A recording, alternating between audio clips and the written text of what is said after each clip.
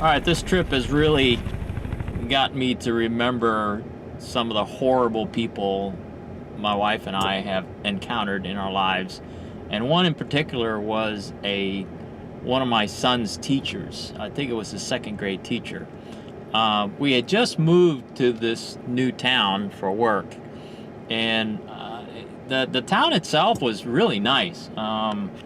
And the job that I had was really good. It's one of the better jobs I've had. The supervisor was great, company was great, very family oriented, and it was on the surface a picture perfect community.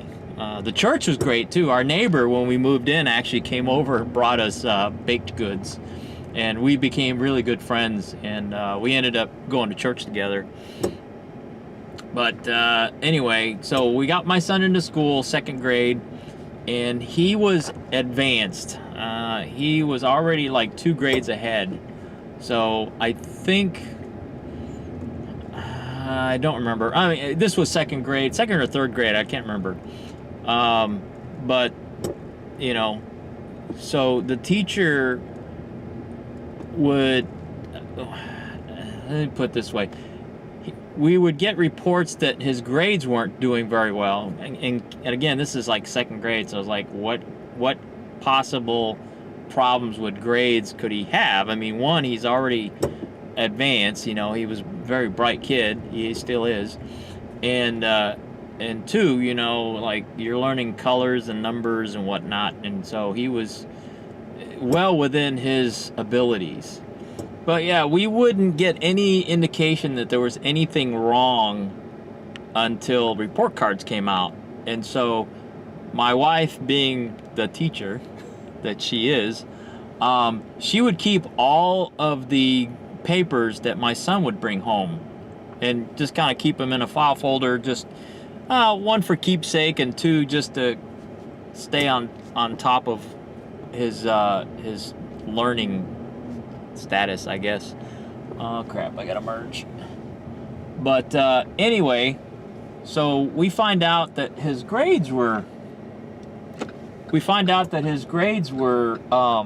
low, and that he was missing some homework assignments that he was supposed to have turned in. So she, you know, and it doesn't say what assignments weren't turned in, it just says he was missing assignments. So anyway, we would have a conference with the teacher, and you know, her story was like, oh, he's distracted, which agree, he can be easily distracted, you know, he's kind of like a short attention span like me, but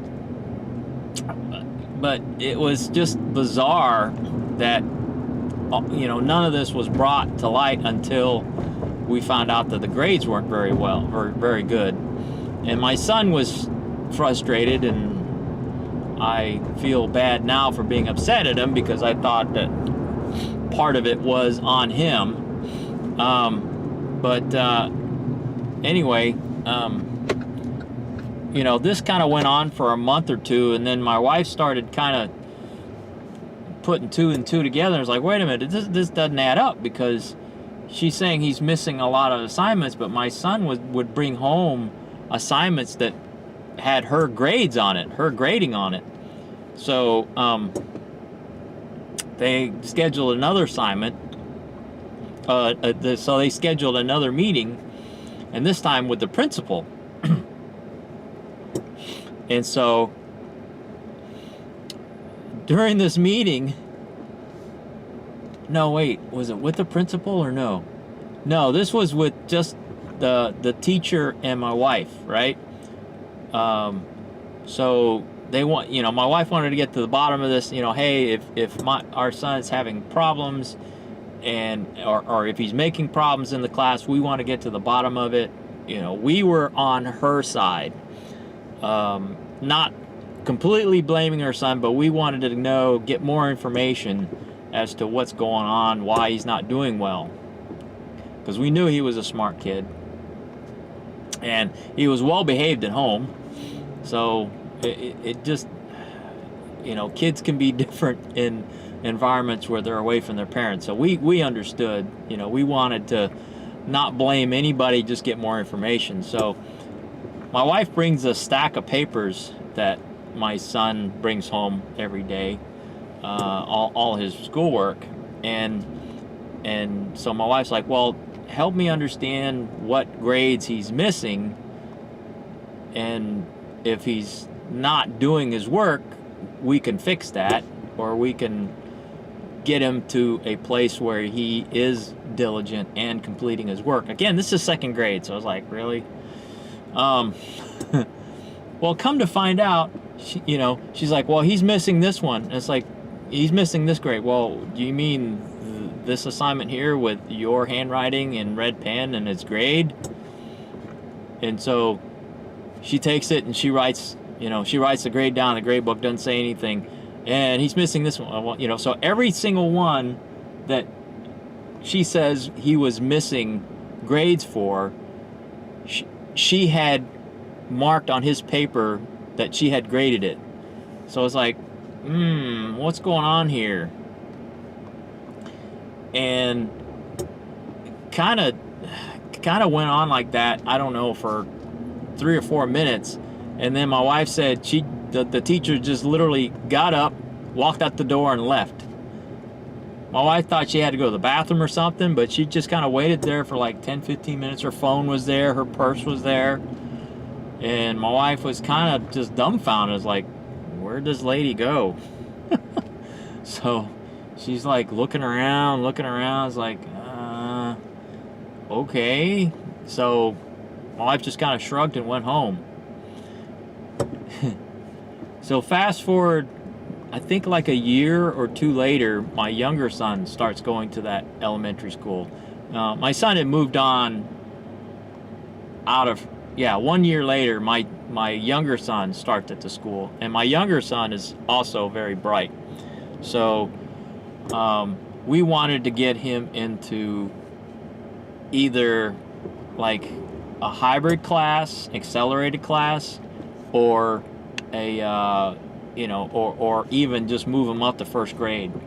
But I think he's a August baby, so he had just turned 5, but he was reading simple words. He knew all his colors, all his numbers and stuff like that, and they said, no, he needs to go to kindergarten.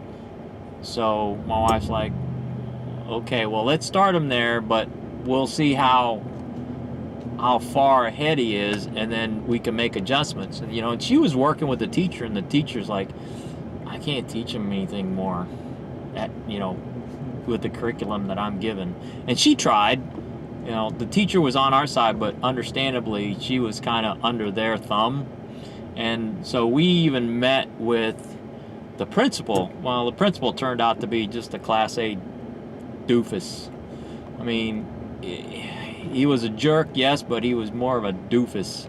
He's your atypical, worthless administrator. And he was trying to shame us. Oh, your kid's not a genius. Heck, we got this other kid in here. She's reading at like middle school level, and she's only like 6 years old, and blah blah blah. And and we only advanced her 1 grade. And it's like, well, there's your problem. You're not serving kids who are above average. And so he's like, well, your kid isn't as smart as this other kid, and we only advanced that other kid like 1 grade, and she's a genius. And it's like, that we don't care. Well, it told us 2 things. It told us, like, one, it's none of our business what these other kids are smart. It's nice that they are, but on the other hand, it's like, we're talking about our kid. What are you doing for our kid? And we even talked with we even had meetings with the superintendent, and my wife kind of made fun of the principal at the school, and kind of like made mannerisms like that principal. And the superintendent's like, yeah, you know him pretty well. This guy was a doofus. So anyway, yeah, we ended up just moving. I was like, you know what? I am not tied to this town. I like the company. I like my job, but if it's not going to serve our family's needs, I I don't need to stay here. We don't need to stay here. And as luck would have it, I got a phone call from a guy I had worked with at a different company. I worked for one company, he worked for another company, and we were doing a collaboration. He calls me up and says, "Hey, I got a job down here in Houston. You interested in coming?" And so we worked out the pace, you know, the compensation, and I agreed and gave my notice and left. And when HR asked me, "Why are you leaving?" It's like, well, I love the company, I love the people I work with, I love the community, and I made really, really good friends here. Somebody's being a doofus. I don't know what's going on up here. What is he doing?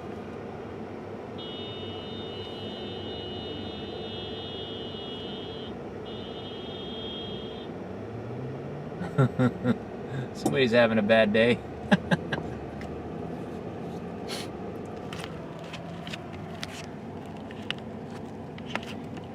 But after I gave notice, my boss asked me, what's causing you to leave? And I was like, well, it's definitely not the company.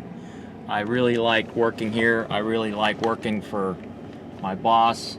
I made really good friends there, but the school system is just atrocious. And you know, this company, they were one of 4 or 3 major companies in the town, and the town had money, definitely had a lot of money, and I'm sure the school system was getting a lot of revenue, so they weren't starving for money. But the problem is it was kind of a middle of nowhere town, so attracting good teachers and good administrators, well, not necessarily good teachers, but good administrators, well, yeah, good teachers, to the town was a challenge. They had another principal at another school that was really trying to change things, but he was kind of thinking out of the box, which was not something they were accustomed to, I guess, and they drove him out of town. And so people there, after being there for a couple of years, I kind of got the gist that people who wanted to do better for the community and really serve the kids were really hindered by the administration, because they catered to the average. If you were special needs, and I think one of the people who grew up there said, well, yeah, it's just the way it is here.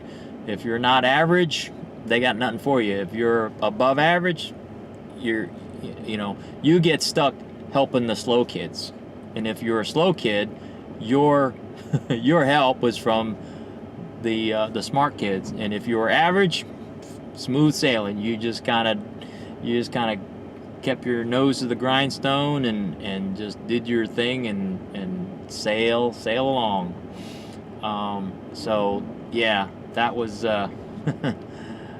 that was not a good place to be for if you're trying to raise kids that were not on the average spectrum of intelligence. Nothing wrong with that, but it was frustrating because we had a lot of high level, highly educated people there. We had PhDs. The town I work with, probably some departments had like 5-6 engineers just in one department. We had several different departments, and then we were only one company that did what we did. So the whole town, probably, and the labor had to be pretty skilled too. We had to have machinists, we had to have inspectors, we had to have people who worked in clean rooms, we had to have chemists. It was, for the population, the percentage of highly educated, highly intelligent people was above average, I would say. But you would think they would put a higher demand on education for their kids. And there was like 1 or 2 private schools there, and they weren't much better. You know, they just were not the public school. But as far as you know, service to above average kids, it just wasn't there. So anyway, that's my long-winded story about the one weirdo teacher that we experienced when I lived in that one town. So, yeah, hope you enjoy these stories. Thanks for watching. Later.